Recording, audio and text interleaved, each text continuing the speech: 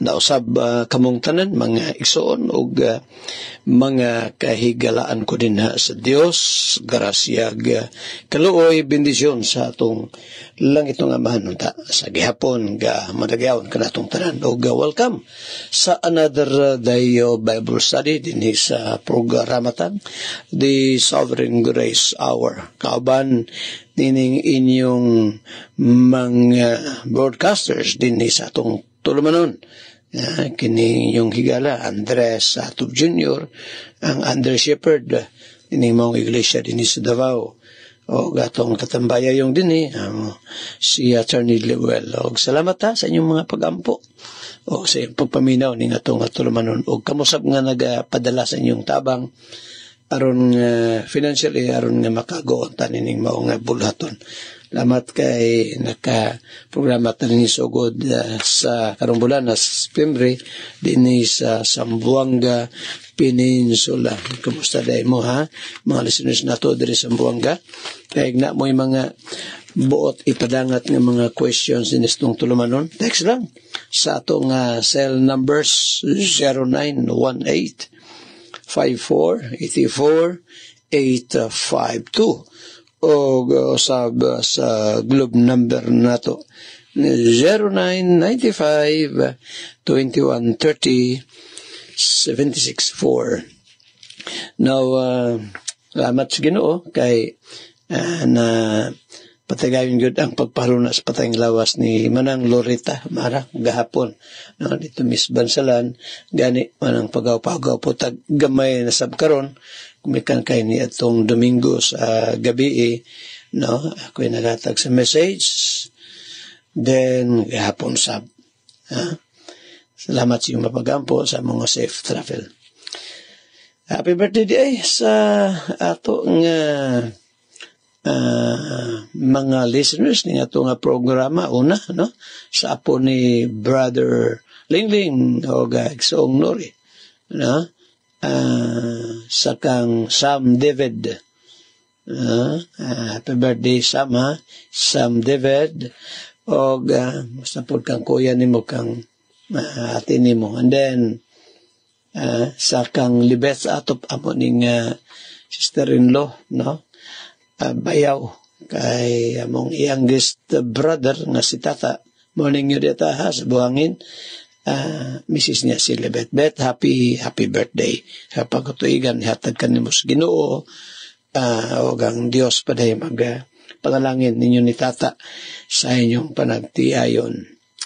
Sige tatas pagampo apan sa di pa din yan ato di ang pahibalo karon nagyupong Sabado dinhi sa ato ang mission sa General Santos City sa Batumilong nila ni Brother Mario Labawan na tigumanan diyata magkita-kita karon Sabado alas 8 sugod na ta sa ato ang serbisyo Brad Mario 8 o'clock kay makaabot ang mga kaigsuno na to nga mga labi na sa mga pastors workers atong bahin-bahinon ning atong mga oras makahuman po tana siguro mga 2 o'clock in the afternoon kay layo-layo para ba ng Jinsan din sa Amuas Davao.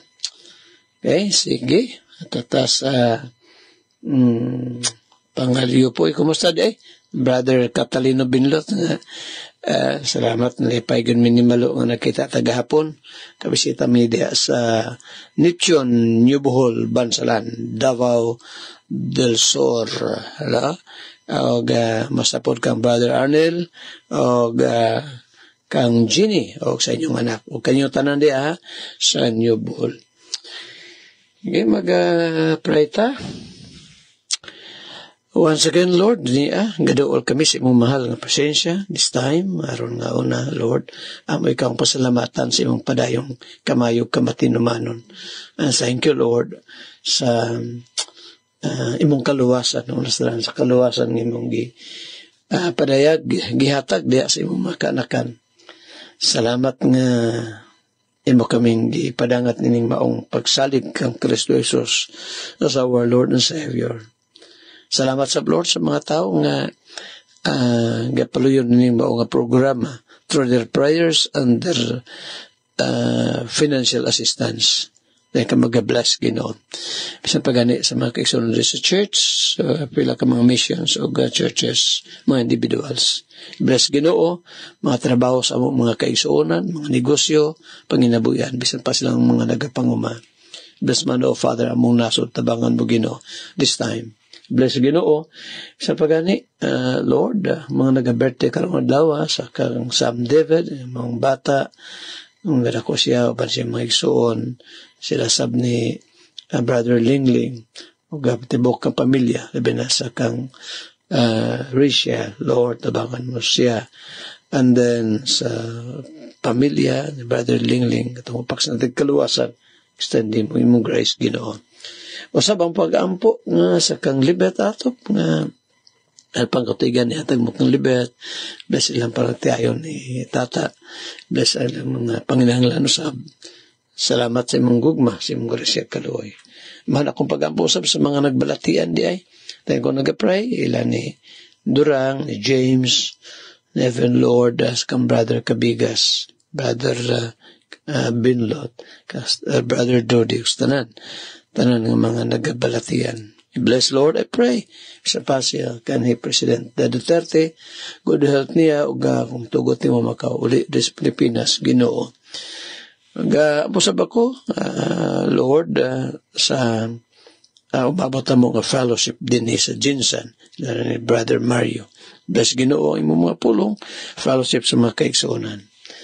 Muni nga pasalamat ka ni Amahan. Pagpanugyan, bless, even Ginoo sa mga kaigsuonan sa manabot din sa Bohol, pamilya nga Narte, Brother Imon, Sister Aning, kabataan, mga apo. Isang pala ni Pastor Roy, Brother Ariel, Alfara, Brother Kenneth, Ross, o Gambulaton, Dennis Cantilan, even sa Surigao. Brother Roger, akong dalas pagampo, kaliniro nga save siya, dito sa Gawas, o usab Lord, yung pamilya ni Surigao, ang maong mission din ni Surigao, pinay magapanalangin. Salamat sa mga gugma, grasya kaluoy. Bless mo mga kabataan. In Jesus' name, we pray. Amen. Amen. Sige, maigsoon. Ito ta sa Proverbio, Kapitulo 14. Wala una kita yung music karon ha. Dito sa chapter 14. Unya, atong basahan pag-usap ng verse 29, although ato naman yung nisigutan the other day, nga matol pa ni Solomon din eh, he that is slow to wrath is of great understanding, but he that is hasty of spirit exalteth fully. Sa dahigingon ni Solomon rin, matupin katudang mahinay sa pagkasuko, itong mahinay nga masuko, may dakong sa labutan, is of great understanding. Mga igsoon, hinahinay sa pagkasuko ha, mapunin nyo dito sa James chapter 1 verse 19, no, slow to wrath, kaya makadaot ba yun sa ato ang masukanon nga spirito, no? Di ta makahimog mayong decision kung magsigilag kasuko. Pwede rin masuko pa sa pwede good ang dili yung mga naingon sa Epeso 4, mga buhat nga di mayo angay yung kasukan. Apan, verse 29 again, pankatong madali-dalion sa espiritu, nagabayaw sa kabuangan. But he that is hasty of spirit exalteth fully. Gapadayag sa kabuangan mga taong dali-lapog nga masuko. Sa verse 17 na ito po nang gibasa, yung palining Solomon, he that is angry dealeth foolishly. Dito sa verse 30, maigsoon, ito ako lang nag-review kadali ng verse 29. Dito sa 30, Proverbio 14:30. Matod pa rin niya, sound heart is the life of the flesh, but envy the rottenness of the bones. Kining maong trust din maigsoon, gipakita din niya una ang unsa ba ang structure sa ato ang body, Siyempre naagid no. Aron nga mayo ato ang paminaw ampingan ang atong kasing-kasing. Unang gingon din a sound heart is the life of the flesh. Mabitaw na nga kung magsigitag kasuko, masukanon ta, magulanon ta, makaapekto na sa atong heart. Physically. Nang importante po gyud ini physical exercise, Pastor, no? Yes. Kini mag-ehersisyo ta, makayo na sa heart. Sa to iningon sa ko nga kung masulti pala doon itong kasing-kasing, unya magsigita og exercise, bisagod og 30 minutes walk every day, labi nagyo sa oras. Ang ato daw heart may na, thank you, salamat. Kay ano di siya ma-lisdan sa pag pump sa ato nga dugo nga mo distribute sa different parts of our body. Importante exercise. Makatabang, makaayo sa atong kasing-kasing. Unya, gimension po rin maigsoon, kabukugan, verse 30, mga bukog. Kasi makaayo sa atong bukog. Ipasaban, inom daghang gatas, inom yung gatas, calcium, kay makaayo na sa bukog. Ako ni-mention mo ikson kay mamaling ang verse, no? A sound heart o rottenness of the bones. Spiritually speaking, ang makadaot sa itong heart, maiksoon, kanang usak kasing-kasing masinahon. Usak kasing-kasing masinahon, makadaot sa itong heart, kay sige man pamantay sa uban. Naman ang masinahon, magsilag pamantay sa uban. Unya, makadaot sa atong kabukugan physically, ang kanang kulag calcium. Mo sabi higala ang envy. Yung very small verse, but envy the rottenness of the bones. So, ang Bible mga isuon, napuno sa daghang kaayong mga panambagon. Una, dapat mutuog yuta kinibang doktrina sa Biblia may tungkol sa pagka-sovereign sa Ginoo. God's sovereignty, kaning pagkamagbubuot sa Dios. Kaya makatabang nato ni mga isuon, aron nga diri mahimong masinahon itong kasing-kasing, tuuhan nato ni pagkamagbuot sa Ginoo. Nana siya, patalangin na siya sa Ginoo, muna. Di kay masina ta sama ni Cain, sina sa isuon sa kang Abel. Tao sa inay mo resulta, iyang gipatay iyang isuon. Huwag man ito maghimog daotan tong iyang kananang isuon, manghod niya. Di ba? Mana kinitama ganing mong bersikulo ha maigsoon. A sound heart is the life of the flesh, but the envy, the rottenness of the bones. So sa ibuhaton, ano di tamay yung masinahon? Toon karunis pulong sa Ginoo, o niya, i-apply ang maong trust din. Sige, mga iksoon, reminder lang ka na to, aron di ta mo sundog sa mga tao sa Biblia ang record mga taong masinahon. Bisan pa ito sa time din ni Daniel, kabantayan mo ato. Daniel chapter 6 ba ito? Na yung mga dagkong tao sa Babylonia kanya ito nga nasina sa kang Daniel. Tanaw sa inay mong resulta. Silang pagkamasinahon. Imbis kay si Daniel mo ilabay nga tos lungib sa mga layon, sila na hinoon. Himong apil pag ilang mga parente. Italian na pastor, no? Mamugin na. Wanang kita ginatambagan there's pulong sa Ginoo sa unsay angay na itong buhaton. Sige, maiso na ito sa padayong paghisgot na itungod niining church sa itong Ginoong Jesucristo. Ang Bible mention, kapila ka ito mention sa Biblia, kining word na church, 114 times. Excuse me, 114 ka higayon. So, importante yun ang church. Unya, ato sa mga natunan din no, nga ang church sa atong Ginoong Kristo iya kanang gitukod, siya ang founder gikan sa katawhan nga inandam ni John the Baptist. Gipropesya man to no sa daang tugon nga si Juan Bautista mo ipadala sa Dios aron nga mag-andam sa dalan sa Ginoo. Niya ang dalan nga gipasabot diri sa Biblia, Matthew chapter 3 o sa Isaiah 40 versikulo 3, ang dalan nga gipasabot niya na ang tubag sa Lucas 1:17, si John the Baptist mag-andam og katawhan alang sa Ginoo. Katumatawhan giyo sa pag-andam ni John the Baptist, una iyang giwalihan sa gospel niya sila nga mga nanaginulsol sila mga sala by the grace of God, misalig ni Kristo nga manluluwas, iyang gibautismohan. Muna basa na to sa Matthew 3, gikan sa verse 1 hangtod sa unahan ng bersikulo. Pag-abot sa chapter 4 sa Matthew, atong makita dito nga ang unang upat ka mga disciples ni John the Baptist, unang upat ka mga tinunan, kinsa man to? Si John, si James, si Peter, o si Andrew. Mga tinunan ni sila ni Juan Bautista.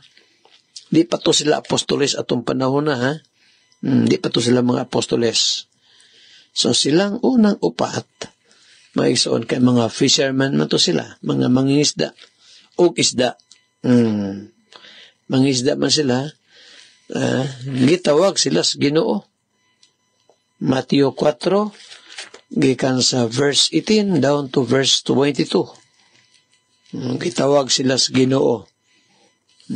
Ginan sila ni Christ nga, follow me and I will make you, saan to?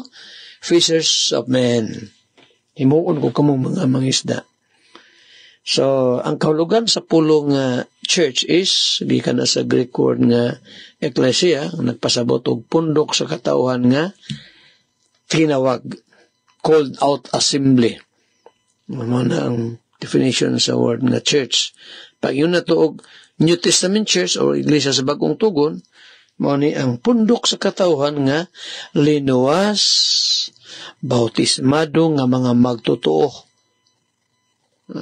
nga nagkahiusa sa pagdala sa Great Commission o dakong sugo sa atong Ginoo, nagsugod na sa iyang kapanunan ni Christ o kanang mao nga kasaysayan sa kasimbanan ni Ginoong Kristo. Dunay walay bugto nga history hantod karong panahon na gikan sa pagtukod sa atong Ginoo.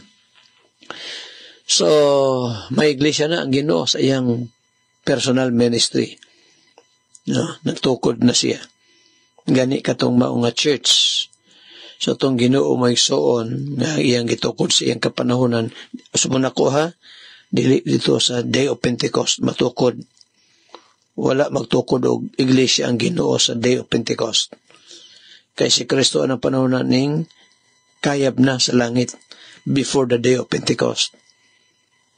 Basa na to na sa Acts chapter 1. So, ang founder sa church, si Christ.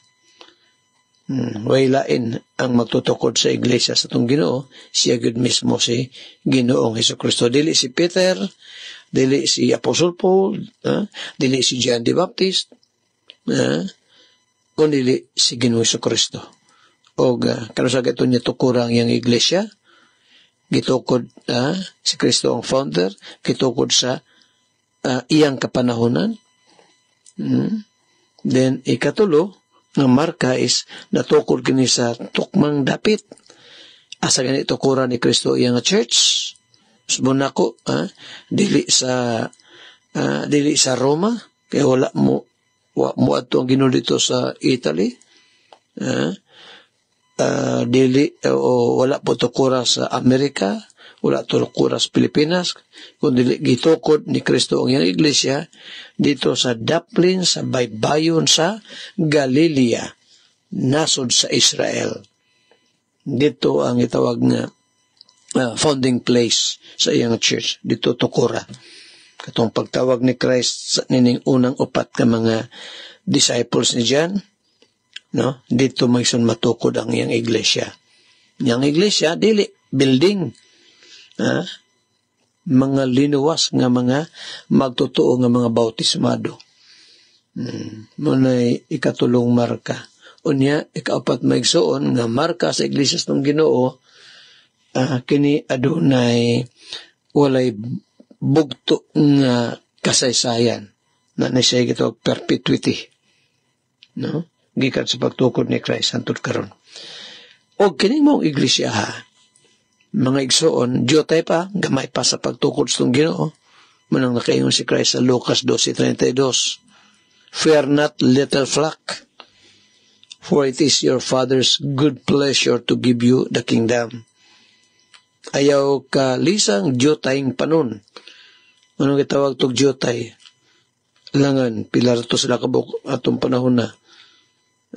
Una, pagtukod sa Ginoo, upat pa lang ang membro. Si Christ ang pastor. O niya, panawag ang Ginoo, galuwas siya, niya, nabautismuhan, nadugang sa iglesia, nadugang. Hantod, hindaghan sila, ni sobrag na 12. Sa dayang daghan na sila, nagpili ng Ginoo mga apostoles. Sa ito pa pastor, katuday ang unang upat na mga tinunan, pagtukod ni Christ, di pa dito sila apostol, di pa to sila apostoles. Si Pedro, si James, si John, si Andrew, dili pa. Sa diha nang nanaghan na sila, ingo pa sa Lucas 6, awan nyo maigsoon. Luke chapter 6, verse 12, tasugod. Matupad din niya. It came to pass in those days that he, that refers to Christ, no? He went out into a mountain to pray. Dito si Kristo sa usa ka bukid, og dito tibuok gabi nagaampo siya sa iyang amahan. He prayed, ingon din niyo. He went out into a mountain to pray and continued all night in prayer to God. Muna gibuhat itong Ginoo. Unang kinibitaw mga major decisions na ito maigsoon. Abisan kong minor, importante yun ang prayer. Mabitaw na nga, gi-remind po ta nga dapat, no? Dapat matagadlaw na tayo pagpanugyan sa itong kinabuhi, atong mga lakaw, mga plano, aron nga makabatong tag-wisdom. Makabatong tag-wisdom sa atong mga himuon, kay paitrabe kayo ng masipyat maigsoon. Isod kayo. Di ito malimutan ng Proverbio 3, verse 5 and 6, where Solomon said, "Trust in the Lord with all thine heart, and lean not unto thine own understanding." Sumali ka kang Jehovah sa bukos mong kasing-kasing kayo pagsalig sa imong kaugalingong kahibalo. Verse 6, in all thy ways. In all thy ways, sa tanan mong mga dalan, sa tanan mong paghahimuon, ilhasya, ikonsulta sa Ginoo. Di kayo makonsulta sa Ginoo, palpak na. Ayaw, di na mao. Mana si Christ, tibok gabi, gaampo siya. Pagkabuntag, yung sa sa verse 13, Luke 6:13, "And when it was day," anong pagkabuntagan na, adlaw, gitawag niya ang iyang mga tinunan, he called unto his disciples. Yung nagtawag ang iyang mga tinunan. "And of them, he chose 12, whom also he named apostles." Gitawag iyang mga tinunan, o gikan kanila, nagpili siya 12, ngayang tawag og mga apostles. Muna nga, ang iglesia sa Ginoo, diyotay pa lang siyang pagtukod, gumikan kay pipilara man to sila. O niya danang iglesia sa Ginoo, nakapili na siya apostoles. Sa pasauna dayang iglesia, pagkatukod before ang pagpili niya apostoles, yes. Muna higala. Tanawan niyo ang gisulat ni Apostol Paul sa unang Korinto, kapitulo 1 Corinthians, chapter 12. Kapitulo 12. Naigiingon din sa verse 27. Ingon pa din sa verse 27 and 28 ni Apostle Paul, may tungkol sa church sa itong Ginoo. He said, and God has set some, verse 27. Unang Korinto 12:27. Now ye are the body of Christ and members in particular. Mga lawas ni Kristo ug mga sakop nini. And God has set some in the church ug diha daw sa iglesia. Unang gipaharuna sa Dios ang mga apostoles. So, wala pa apostles na iglesia. Ug sa dirihang na ng iglesia, matatong gisgutan nga namili ng Ginoo mga apostoles. Ug sila mo'y unang officers, set of officers nga gipaluna sa Ginoo diha siyang church, ang mga apostles.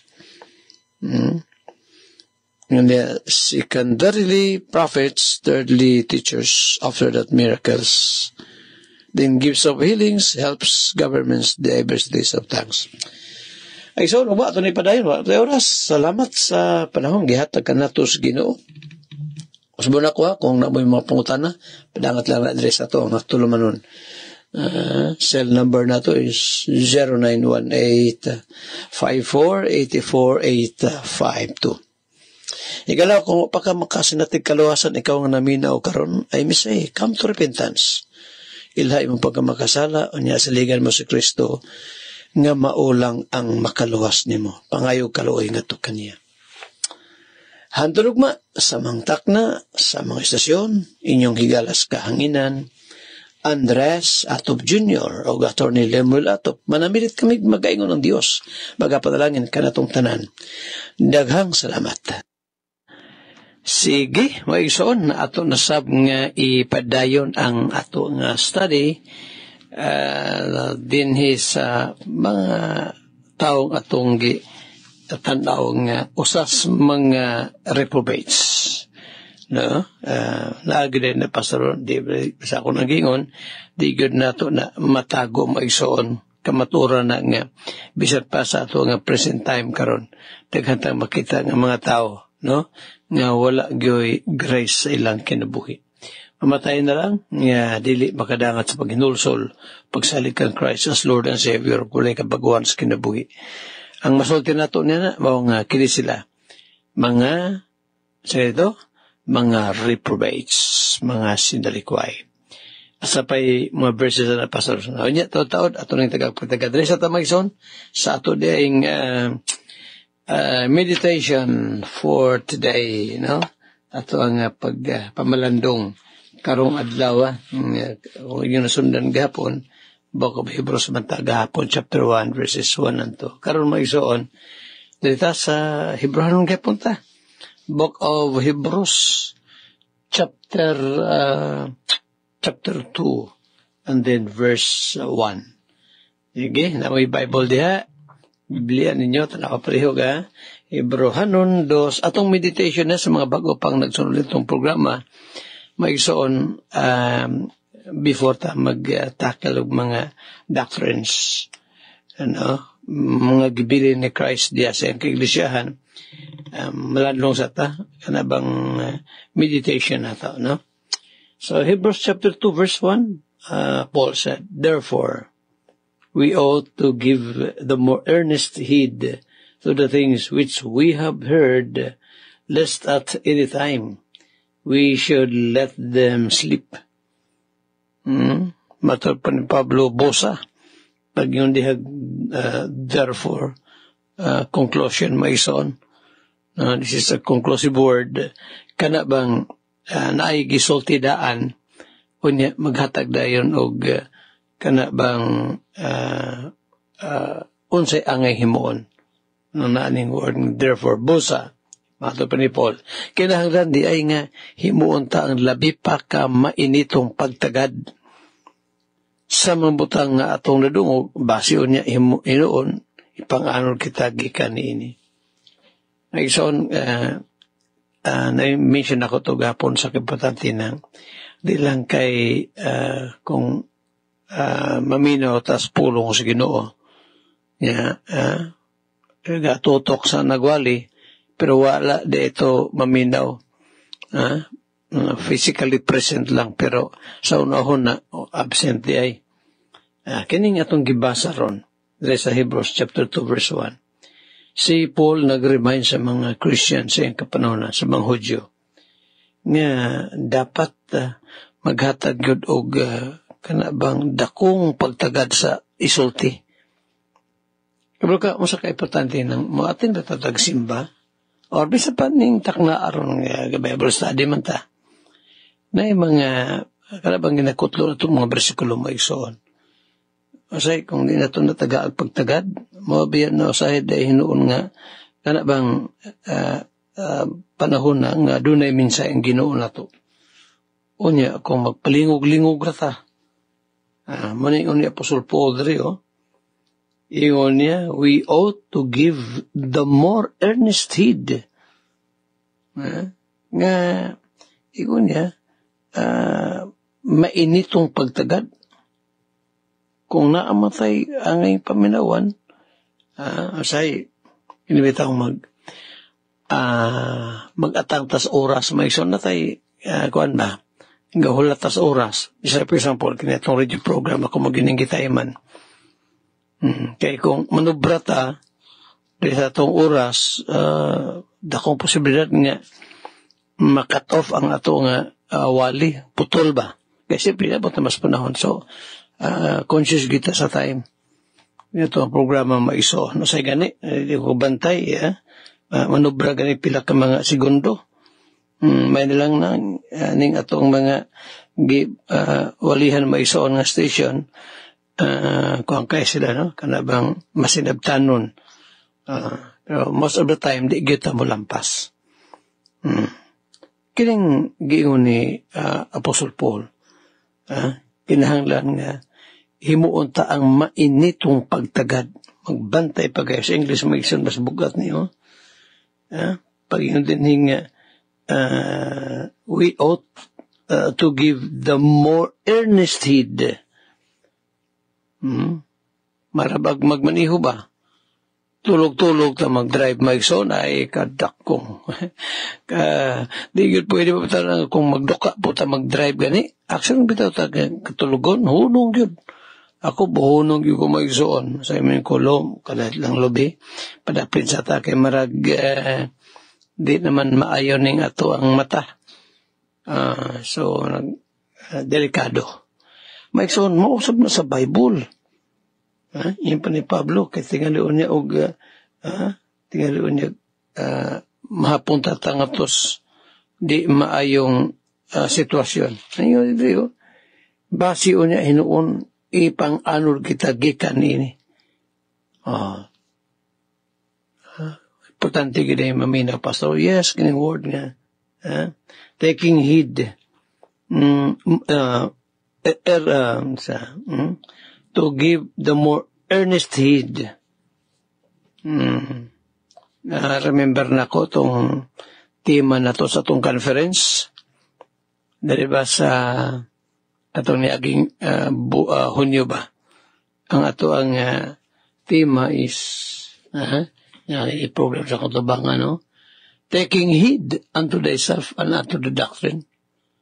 Taken from 1 Timothy 4 verse 16. Kana bang pag-amping yun, pag-ayos ko gulingon o sa mga pagtulunan. May nota ko maigsoon nga, kini atong basa tag-adlaw sa atong reading portion sa unsa nga teksto atong ginabasa kay namatay daily Bible reading o ang atong pagpaminos pulong sa Ginoo atong yung pantayan pag-ayo. Kaya ang Ginoo baya makisulti na to, hindi na pinagi sa kining audible voice sama sa daang tugon, kundi pinagi naman siyang pulong ron, Biblia. No? Kay, na-remember, before tamo ito sa itong lesson, na-remember na kung magsyon ko itong giingon ni Christ ba sa mga Pariseo, Matthew 13:15, dull of hearing, lisod og pagpaminaw, pulan ba, minaw. Kaya ka kining kining di nato paghatag pagtagad sa pagpaminaw sa pulong sa Ginoo mo hatod na nato maigsoon sa mo drift bitaw ta drifting ba kana usa drifting kana bang mahalayo masimang mo ni mo hatod nato sa pagsimang sa atong pagpangalagad sa Ginoo. Unya once masimang ganita hinahinatag pagduha-duha sa pulong sa Ginoo. Hindi man siguro masabot raman ang Ginoo na. Then humana na ang atong kasing-kasing marag aksyon nagkagahi. Hantod what agana o man akong giyon di palang dugay hinay nang masabot sa pulong sa Ginoo. Mahimo na tang sa tapulan nga maminaw og mulid ka na mahatod ka na nato maisoon sa usa ka attitude nga magduha-duha na ta sa unsay gisulti sa Ginoo. Nga doon nagyoy pag-warning no sa balaang kasulatan. Manot ako maisoon nga kining ato ang short ba ni magtaas-taas na itong meditation karon. Taken from the book of Hebrews chapter 2 verse 1. Ato ning patalinghugan. Pag-amping yun, minaw yun. Kaya magbasa ito sa Bible, may isaon, tuuhan yun dapat na ito na. Tuuhan yun kayo. Kundi nakita mo ito, padaw na nga tos kabugnaw sa pagpangalagad. Ang Ginoo, magpadalangin ni iya mga pulong. Sige, o ison, atong ipadayon tong atong biyaan bitaw, gahapon. Gasgota sa nining Doctrine of Reprobation. Pagkasinalikuay, ato ning series of messages ni Maigsoon kay bago ramatan human sa Doctrine of Election. Nga doon naging mga gipili ang Ginoong katawhan ng tus kaluwasan. Ang kabaliktaran sa election, kung na ay pagpili, na po'y wala mapili. O mga wala mapili, na tus kaluwasan, munang gitawag sa Biblia og mga reprobates. Mga taong sinalikway. Salamat na sa Ginoo.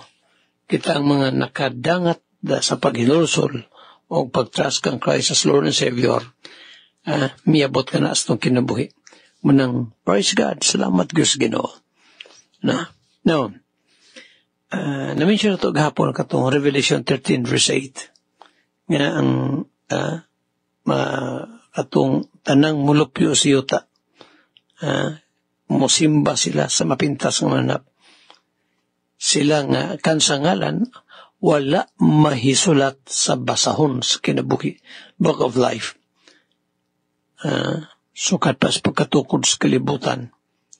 13 versikulo 8 na magsuna, o giusban pag sulti ka na ni John D. Beloved sa 17 verse 8 Revelation gihapon.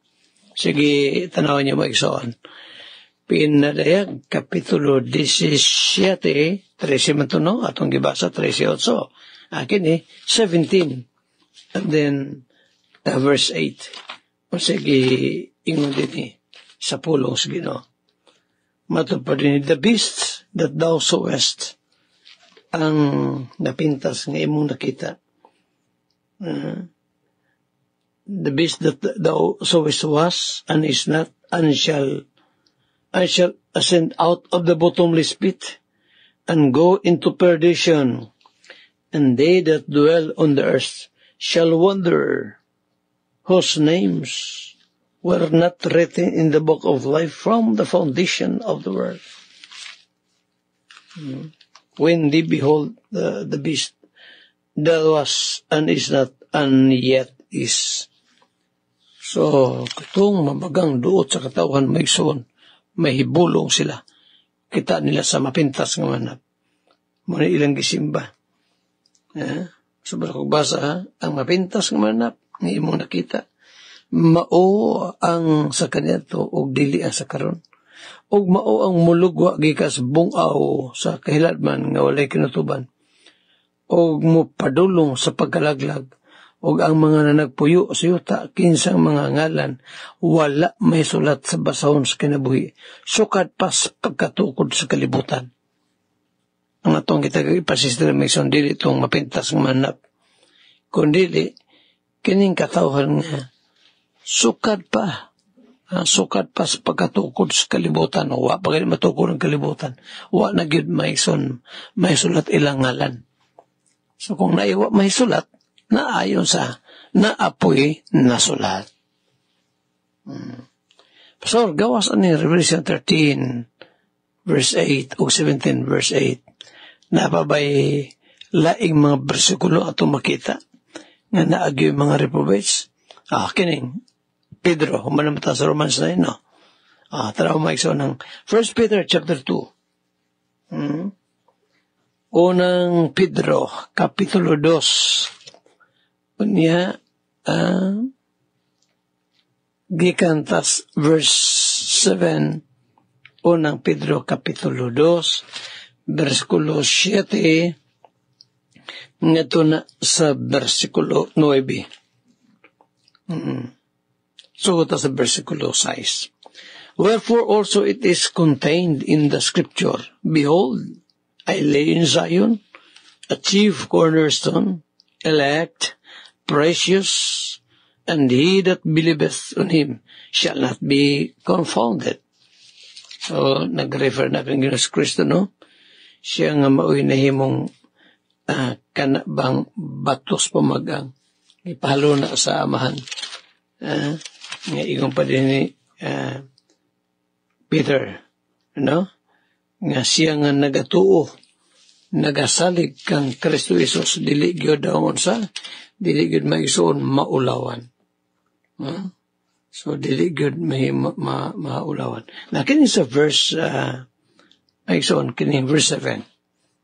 Ingon din ni, unto you therefore which believe he is precious. Bitaw. Tinuod na, di ba? Itang mga nasave by the grace of God. Alang na to, nakikanta na to na maigsoon. Jesus is all the world to me. Alang kanako si Jesus maong tanan. Sa parabol bitaw maigsoon sa katong hikaplagan nga treasure. No? Ibaligyan niyang tanan niyang kaptangan aron lang makipangita to niyang treasure. Ug mo ni maigsoon sab sa kinabuhi natong mga kanakan sa Ginoo. Daghang kay ta gibiyaan ba? Gibiyaan sa dihang gikabig ta sa Ginoo, di ba? Masa metong gibiyaan bi. Gibiyaan nato ang bisyo. Gibiyaan kay atong nabiyaan. Og nabiyaan tungod sa grasya sa Ginoo nga gibiyaya sa tuwa gigrasya gihatag na kanato sa Ginoo. O na mga igsoon.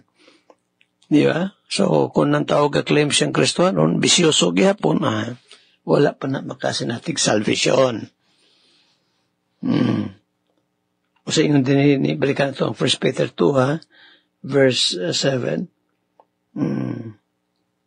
Verse 7, yes. Unto you, therefore, which believe, he is precious. But unto them which be disobedient, kung alang na itong gipangkabis Ginoo si Jesus, mahal kayo na ito, atong gihigog mapagayo, hamili kayo, alang ka na ito, tinod yun na. Silang nga mga wala magtuo, unsa si Kristo alang nila.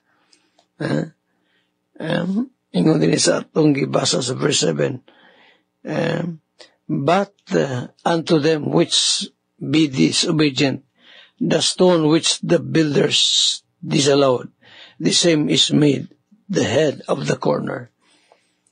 Ang bato nga ilang gisalikway, nahimo inong uluhang sa pamag-ang.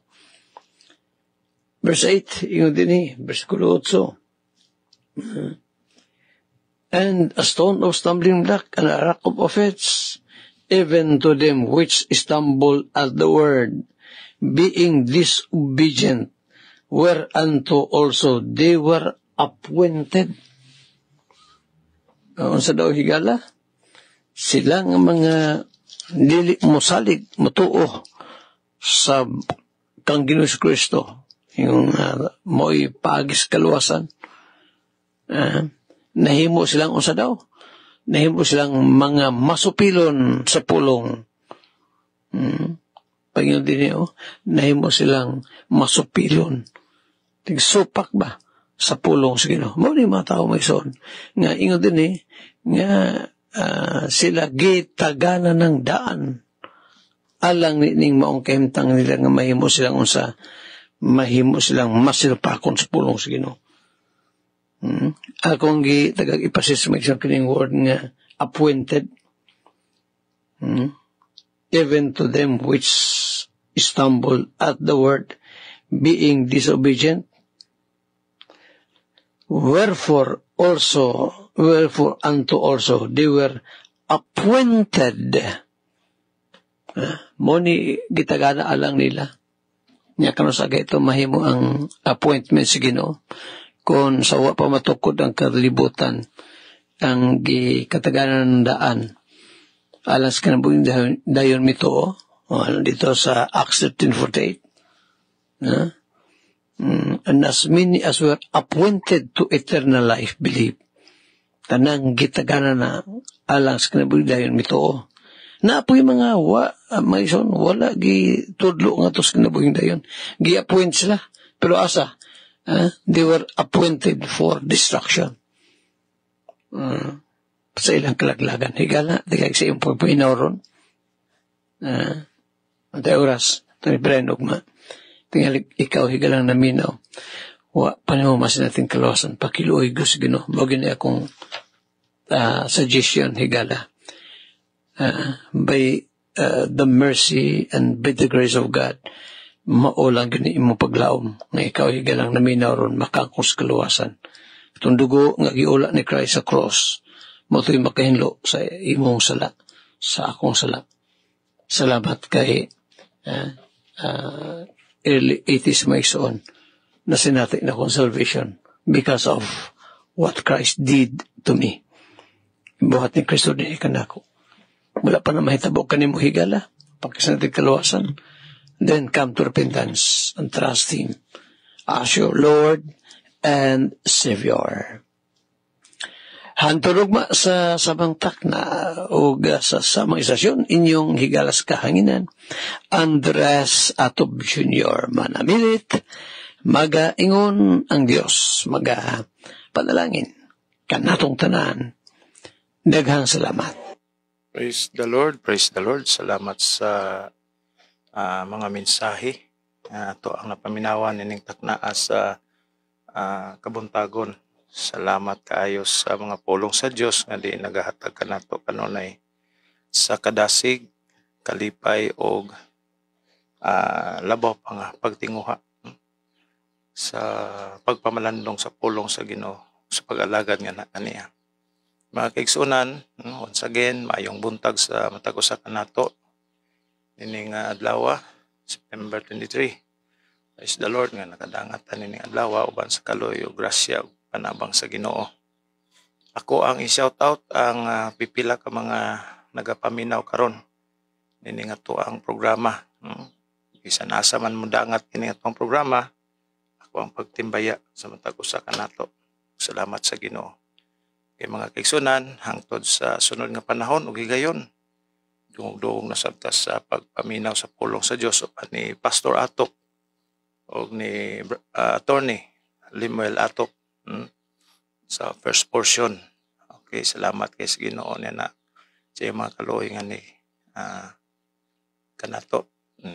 Hangtod sa sunod nga panahon ug higayon mga kaigsunan, hindi ta malimot ni adlaw sa pagpanugyan sa tuang kinabuhi diha sa gamhanan kamo sa atong buhi nga Dios.